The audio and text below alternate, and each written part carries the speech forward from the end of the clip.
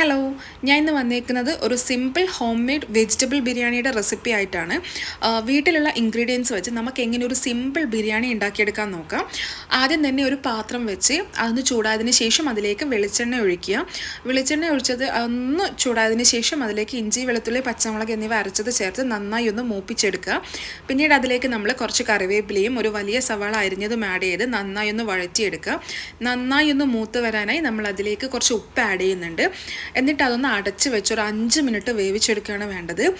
പിന്നീട് നമ്മൾ ഇതിലേക്ക് ആഡ് ചെയ്യുന്നത് ചോപ്പ് ചെയ്ത് വെച്ച ക്യാരറ്റും സ്ക്വീസ് ചെയ്ത് വെച്ച നമ്മുടെ സോയാബീനുമാണ്.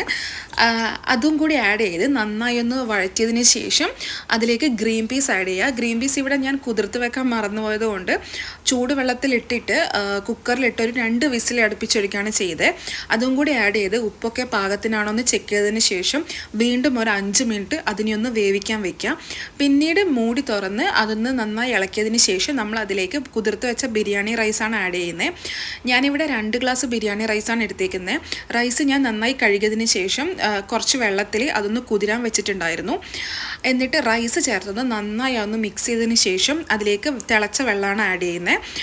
ഞാനിവിടെ 1 ഗ്ലാസ് അരിക്ക് ഞാൻ സാധാരണ 2 ഗ്ലാസ് വെള്ളമാണ് ഒഴിക്കാറ്. എന്നാലേ ആ ഒരു വേവ് എനിക്ക് കറക്റ്റായിട്ട് കിട്ടാറുള്ളൂ.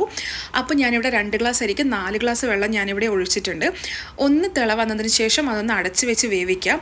പിന്നീട് വെള്ളമൊക്കെ വറ്റിയതിന് ശേഷം ഒന്ന് ഇളക്കി കൊടുത്ത് മിക്സ് ചെയ്യേ വേണ്ടൂ. സിമ്പിൾ റെസിപ്പിയാണ്, എല്ലാവരും ഒന്ന് ട്രൈ ചെയ്യുക. വളരെ ടേസ്റ്റിയാണ്.